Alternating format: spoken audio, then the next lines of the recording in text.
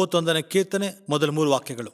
ಓ ಕರ್ತನೆ, ನಿನ್ನಲ್ಲಿ ಭರವಸೆವಿಟ್ಟುಕೊಂಡಿದ್ದೇನೆ. ನಾನು ಎಂದಿಗೂ ಆಶಾಭಂಗ ಪಡದಂತೆ ಮಾಡು. ನಿನ್ನ ನೀತಿಯಲ್ಲಿ ನನ್ನನ್ನು ರಕ್ಷಿಸು. ಆಲ್ರೈಟ್. ಓ ಕರ್ತನೆ, ನಿನ್ನಲ್ಲಿ ಭರವಸೆವಿಟ್ಟುಕೊಂಡಿದ್ದೇನೆ. ನಾನು ಎಂದಿಗೂ ಆಶಾಭಂಗ ಪಡದಂತೆ ಮಾಡು. ನಿನ್ನ ನೀತಿಯಲ್ಲಿ ನನ್ನನ್ನು ರಕ್ಷಿಸು. ಯುನೋ ವೆಲ್, ಅನೇಕ ಸಾರಿ ಕೆಲವು ಸಾರಿ ನಾವು ಹೋಗುವಂಥ ಜೀವಿತದಲ್ಲಿ ಇದು ನಡೆಯುತ್ತೋ ನಡೆಯಲ್ವೋ, ಆಗುತ್ತೋ ಆಗಲ್ವೋ ಏನೋ. ಅನೇಕ ಸಾರಿ ಬಹಳ ಜನರು ಬಂದು ನನ್ನ ಪ್ರೇಯರ್ ರಿಕ್ವೆಸ್ಟ್ ಕೇಳೋರು, ಬ್ರದರ್ ಇವರಿಗೆ ಸ್ವಸ್ಥತೆ ಆಗಬೇಕು, ಇದು ನಡೆಯಬೇಕು, ಇಲ್ಲದೆ ಹೋದರೆ ನಮಗೆ ಅವಮಾನ ಆಗಿಬಿಡುತ್ತೆ, ನಮ್ಮ ಸಾಕ್ಷಿ ಈ ರೀತಿಯಾಗಿ ಆಗೋಗುತ್ತೆ. ಹೇಗೆ? ಮತ್ತೆ ದಾವೀದ ಪರಿಸ್ಥಿತಿ ಕೂಡ ಇದೇ ರೀತಿಯಾಗಿ ಇರುತ್ತಿತ್ತು. ಅದಕ್ಕೆ ಹೇಳ್ತಾನೆ, ಪ್ರಭುವೇ, ಮತ್ತೆ ಒಂದೊಂದು ಸಾರಿ ಅವಮಾನ ಪಡುವಂಥ ಪರಿಸ್ಥಿತಿ ಯಾವಾಗ ಬರುತ್ತಂತೆ, ನಾವು ಮಾಡಿದ ತಪ್ಪುಗಳಿಂದ, ನಮ್ಮ ಬಲಹೀನತೆಗಳಿಂದ, ನಾವು ತೆಗೆದುಕೊಳ್ಳುವಂಥ ಕೆಟ್ಟ ನಿರ್ಣಯದಿಂದ, ಎಚ್ಚರವಾಗಿದ್ದು ಪ್ರಾರ್ಥನೆ ಮಾಡದೆ ಹೋದರೆ, ಮತ್ತೆ ದೇವರ ಚಿತ್ತದಲ್ಲಿ ನಡೆಯದೆ ಹೋದರೆ ಬರುವಂಥ ಘಟನೆಗಳಿಂದ ಇಂಥ ಒಂದು ವಿಜ್ಞಾಪನೆಗಳನ್ನು ದೇವರ ಹತ್ರ ಮತ್ತೆ ಮೊರೆ ಇಡುವ ಅವಕಾಶವಿರುತ್ತೆ. Let us see that. ಒಂದ್ಸರಿ ವಿಷಯ ನೋಡೋಣ. ನನ್ನನ್ನೆಂದಿಗೂ ಆಶಾಭಂಗ ಪಡಿಸಬೇಡ, ನನ್ನ ನೀತಿ ಅನ್ನುತ್ತಿಲ್ಲ, ನಿನ್ನ ನೀತಿಯಿಂದ, ಅಕಾರ್ಡಿಂಗ್ ಟು ಯುವರ್ ರೈಚಸ್ನೆಸ್, ನಿನ್ನ ನೀತಿಯಿಂದ ನನ್ನನ್ನು ಕಾಪಾಡು ಪ್ರಭುವೇ. Let me never be ashamed. ಅವಮಾನ ಪಡಿಸಬೇಡ ಅಂತ ದೇವರನ್ನು ಕೇಳುತ್ತಿದ್ದಾನೆ. ದಾವೀದ್ ಡಿಮಾಂಡ್ ಮಾಡುತ್ತಿದ್ದಾನೆ. ಅಂದರೆ ತನಗಿರುವಂಥ ಭಯವನ್ನು, ಆ ಭಯದಿಂದ ಬರುವಂಥ ಅವಮಾನವನ್ನು, ಮತ್ತೆ ಬರುವಂಥ ದಿನಗಳಲ್ಲಿ ಏನೇನು ನಡೆಯುತ್ತೋ ಮುಂಚೆನೆ ದೇವರ ಹತ್ರ ಇಟ್ಟು ಅದನ್ನು ಕೇಳುತ್ತಿದ್ದಾನೆ. ಪ್ರಭುವೇ, ನಾನು ಯಾವಾಗಲೂ ಆಶಾಭಂಗ ಪಡಿಸಬೇಡ. ಓದೋಣ. ನಿನ್ನ ಕಿವಿಯನ್ನು ನನ್ನ ಕಡೆಗೆ ತಿರುಗಿಸು, ಬೇಗ ನನ್ನನ್ನು ರಕ್ಷಿಸು. ನನ್ನನ್ನು ರಕ್ಷಿಸುವುದಕ್ಕೆ ನನಗೆ ಬಲವಾದ ಬಂಡೆಯು, ರಕ್ಷಣೆಯ ಮನೆಯೂ ಆಗಿರು. ಅಂದರೆ ಇಲ್ಲಿ ನಮ್ಮ ಆಲೋಚನೆಗಳು ಗೊತ್ತಾಗ್ಬಿಡುತ್ತೆ. ಇಲ್ಲಿ ಅದೇ ವಿಷಯವಾಗಿ ದೇವರೇ ನಿನ್ನ ಕಿವಿಯನ್ನು ನನ್ನ ಕಡೆ ತಿರುಗಿಸು ಅಂತ ಹೇಳುವಂಥ ಅವಶ್ಯಕತೆ ಇಲ್ಲ. But you know, David is a passionate guy. Okay, he talks to God like a friend. Okay, let's read verse 3. ನನ್ನ ಬಂಡೆಯು ಕೋಟೆಯು ನೀನೇ, ನಿನ್ನ ಹೆಸರು ನಿಮಿತ್ತ ನನ್ನನ್ನು ನಡೆಸು, ನನಗೆ ಮಾರ್ಗದರ್ಶಕನಾಗಿರು. ಇವನು ಆತನು ಹೇಳುತ್ತಿದ್ದಾನೆ, ಹೇಗಾದನ್ನು ನಡೆಸು, ನನ್ನನ್ನು ಬಿಡಬೇಡ, ಆದರೆ ಕೊನೆಯದಾಗಿ ನನ್ನನ್ನು ಅವಮಾನಗೊಳಿಸಬೇಡ. Let me never be ashamed. Okay, this is the time to activate the supernatural. ಮತ್ತೆ ಅದ್ಭುತಗಳನ್ನು ಮಾಡುವ ದೇವರ ಪ್ರತ್ಯಕ್ಷವಾದಂಥ ಸಮಯ ಇದು. ಪ್ರಭು, ನನ್ನ ಅವಮಾನ ಪಡಿಸಬೇಡ. ಈ ಸಮಯದಲ್ಲಿ you can pray and you can ask God and demand some stuff. ಕೆಲವು ಅದ್ಭುತಗಳನ್ನು ಮಾಡಿ ಎಂದು ದೇವರನ್ನ ನಾವು ಡಿಮ್ಯಾಂಡ್ ಮಾಡ್ಬೋದು. Come on, let's read verses 13 to 16. 13ರಿಂದ 16 ಓದೋಣ. ನಾನು ಅನೇಕರ ಜಾಡಿಯನ್ನು ಕೇಳಿದ್ದೇನೆ, ಸುತ್ತಲೂ ಭಯ ಅದೆ. ನನಗೆ ವಿರೋಧವಾಗಿ ಆಲೋಚನೆ ಮಾಡಿ ನನ್ನ ಪ್ರಾಣ ತೆಗೆದುಕೊಳ್ಳುವುದಕ್ಕೆ ಅವರು ಯೋಚಿಸುತ್ತಾರೆ. ಇಲ್ಲಿ ನೋಡಿದ್ರೆ ಆತನ ಏನಂತಾನಂದ್ರೆ, ನನಗೆ ಪ್ರಾಣ ಭಯ ಇದೆ, 4 ದಿಕ್ಕಿನಿಂದ ಭಯವಿದೆ. Let's read. ಓ ಕರ್ತನೆ, ನಾನು ನಿನ್ನಲ್ಲಿ ಭರವಸವಿಟ್ಟಿದ್ದೇನೆ. ನನ್ನ ದೇವರು ನೀನೇ ಎಂದು ಹೇಳಿದ್ದೇನೆ. ನನ್ನ ಆಯುಷ್ಕಾಲವು ನಿನ್ನ ಕೈಯಲ್ಲಿದೆ. ಶತ್ರುಗಳ ಕೈಯಿಂದಲೂ ಹಿಂಸೆ ಪಡಿಸುವವರಿಂದಲೂ ನನ್ನನ್ನು ಬಿಡಿಸು. ನಿನ್ನ ಮುಖವು ನಿನ್ನ ಸೇವಕನ ಮೇಲೆ ಪ್ರಕಾಶಿಸಲಿ. ನಿನ್ನ ಕರುಣೆಯಿಂದ ನನ್ನನ್ನು ರಕ್ಷಿಸು. ಸರಿ, ಇಂಥ ಸಮಯದಲ್ಲಿ ನಾವು ದೇವರನ್ನು ಡಿಮ್ಯಾಂಡ್ ಮಾಡಬಹುದು, ಟು ಶೈನ್ ಆನ್ ಅಸ್. ನಿನ್ನ ಸೇವಕನ ಮೇಲೆ ನಿನ್ನ ಪ್ರಕಾಶವನ್ನು ಮತ್ತೆ ತೋರಿಸು ಅನ್ನುತ್ತಾನೆ. He is telling, lord, reveal your light on me. ನಿನ್ನ ಸೇವಕನ ಮೇಲೆ ನಿನ್ನ ಮುಖದ ಪ್ರಕಾಶವನ್ನು ಪ್ರಕಾಶಿಸು ಅಂತ ಹೇಳುತ್ತಾನೆ. ಅಂದರೆ ಮತ್ತೆ ಒಂದೊಂದು ಸಾರಿ ನಾವು ಇದು ಹೋದರೆ ಸಾಕು ಅನ್ಕೋಬಾರ್ದು.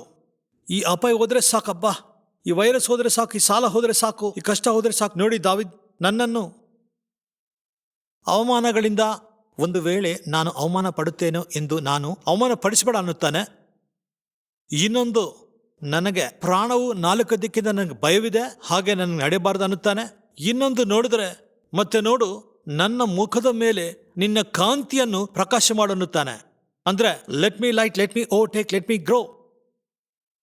So just don't be enough with what you have. ಮತ್ತೆ ದೇವರು he gave a mission for everybody to do something to the earth. ಮತ್ತೆ ದೇವರು ಪ್ರತಿಯೊಬ್ಬರಲ್ಲಿ ಈ ಭೂಮಿಗೆಲ್ಲ ಉಪಯೋಗವಂಥದ್ದು ಏನೋ ಒಂದು ಇಟ್ಟಿದ್ದಾನೆ. Everybody has a ministry to do something to the planet. Your faith affects the planet.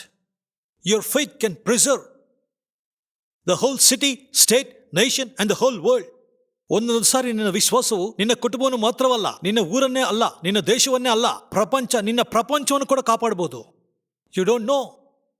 So everybody, ಯಾಕೆಂದ್ರೆ ಎಲ್ಲರಲ್ಲಿ ಸೃಷ್ಟಿಕರ್ತ ಮತ್ತು ದೇವರಿದ್ದಾನೆ. So never just stop with little stuff. ಒಂದು ಉದ್ಯೋಗ, don't stop there. Okay, let's read.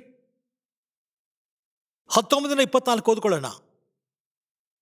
ನಿನಗೆ ಭಯಪಡುವವರಿಗೋಸ್ಕರ, ಮನುಷ್ಯ ಪುತ್ರರ ಮುಂದೆ ನಿನ್ನಲ್ಲಿ ಭರವಸೆ ಇಟ್ಟಿರೋರಿಗೋಸ್ಕರ ನೀನು ಇಟ್ಟಿರುವ ಒಳ್ಳೆತನವು ಎಷ್ಟೋ ದೊಡ್ಡದು. ನೋಡಿದರಾ? ನಿನಗೆ ಭಯಪಡುವವರಿಗೋಸ್ಕರ ನೀನಿಟ್ಟಿರುವಂಥ ಒಳ್ಳೆತನವು ಎಷ್ಟೋ ದೊಡ್ಡದು. It is so big. ನೋಡಿದ್ರೆ ಎಷ್ಟೋ ದೊಡ್ಡದು ಅನ್ನುತ್ತಾನೆ. But what God wants to give to faith people.